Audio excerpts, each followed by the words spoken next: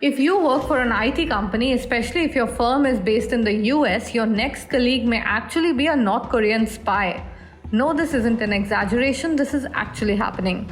As per the FBI and US Department of Justice, companies are unknowingly hiring North Koreans for hundreds of remote jobs in the US. This is giving Pyongyang access to cash, IP addresses, information, and possibly setting them up for a future cybersecurity attack. Their modus operandi is surprisingly sophisticated. Let's take the example of a cybersecurity company, Nobi4, which filed for remote IT job openings in July. After conducting interviews and doing background checks and verifying references through emails, they hired an extremely skilled applicant named Kyle who spoke accented English. He asked the company to ship his work laptop to an address in Washington, as is common with those who are doing remote jobs. But after he received his Mac workstation, the company noticed that malware was being downloaded after the endpoint detection software reported it. After the worker's response as to why this was being downloaded seemed fishy, the cybersecurity firm alerted the FBI.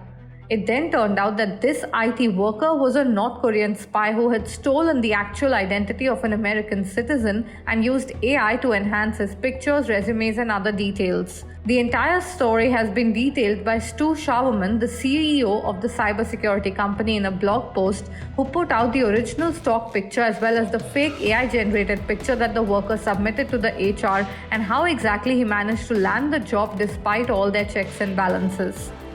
Now, how was his address in Washington and how did he have a Western IP? This because US authorities have detected something called laptop firms in at least 3 states in the US, including Washington. These are farms which are participating in a scheme where co-conspirators are helping these spies get jobs by essentially providing them with residence proof. These houses are just regular houses which have racks full of laptops, which when obtained from the company are turned on. Then the North Korean, who may be anywhere in the world, is able to remotely get access to this laptop. So this is a well-organized, state-sponsored criminal ring which has extensive resources to help these people create a believable cover identity. Nobi4 is not the only such company. As per reports in the Wall Street Journal, there are hundreds, if not thousands, of workers who are probably sitting somewhere in North Korea or China and delivering work for US companies. The people running the laptop firms in the United States are paid thousands of dollars by North Korea, according to federal prosecutors who arrested several middlemen. Now, what do the spies do once they get their laptops? Download malware? Not all of them. Gearing up for future cyber attacks is just one of their aims. Another big reason is just to make money. Make a lot of money because North Korea is not able to trade much and make money legally due to all the sanctions that are imposed on them. So they get their people to work well-paying US jobs, they collect the paychecks worth thousands of dollars, and then this money goes to the state, which is used for their WMD nuclear programs and ballistic missiles.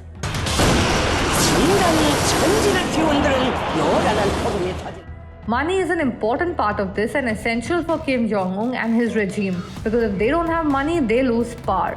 And hence, along with illegal trade and crypto, this has become another way for them to get some resources. So essentially, US-based firms are just inadvertently paying people from a sanctioned nation, and this nation is using this money for illegal activities.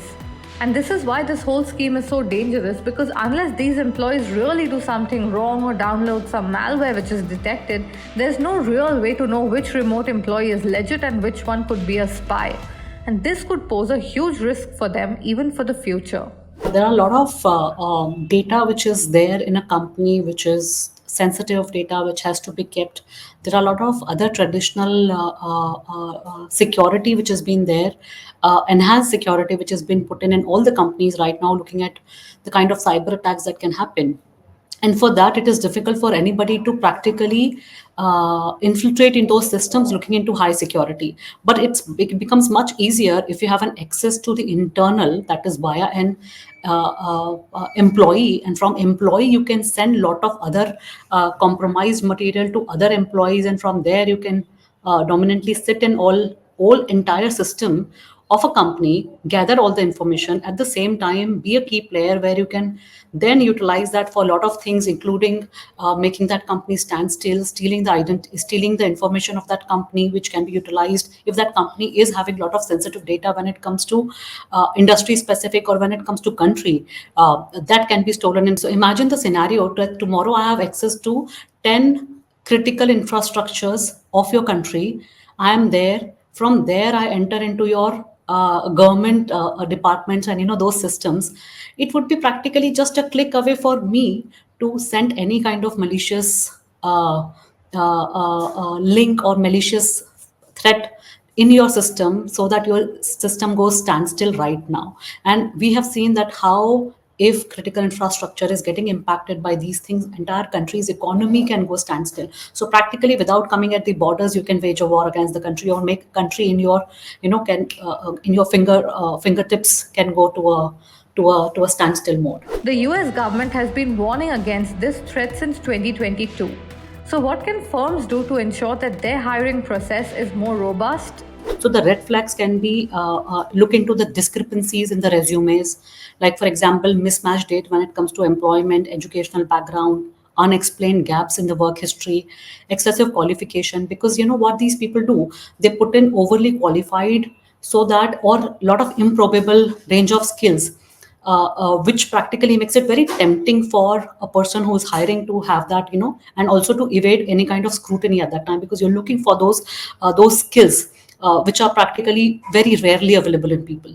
So look into that. If those kind of improbable range of skills are there, they can be a pattern to attempt any kind of scrutiny that can come over.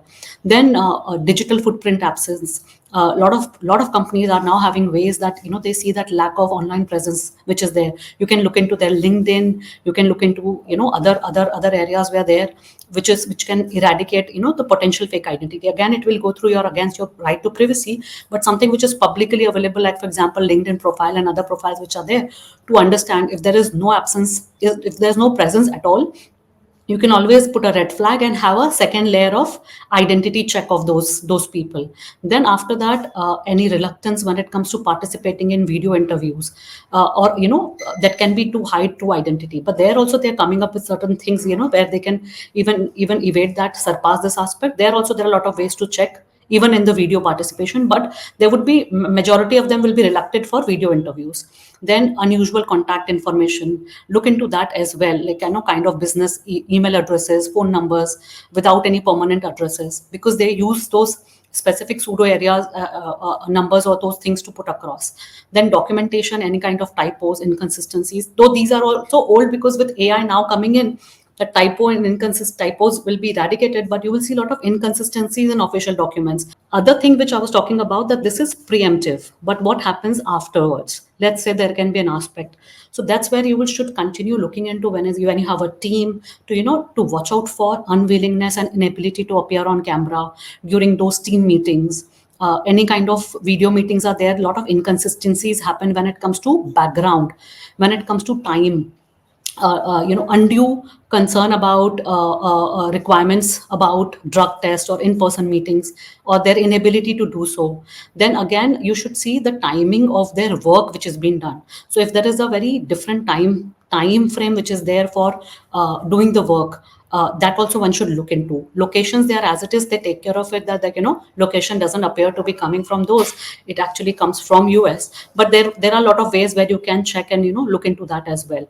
Plus, apart from this, the home address which is given for laptop or other company material which has to be given, there also you can do a rapid check as to that address belongs to the person, or it's just some fake address which has been put across, where thousands of laptops come and they collect, and that's how that entire racket can run around. These cases are currently being probed by US agencies. It's just one among many ways that North Korea is trying to indulge in illicit activities in order to get some money.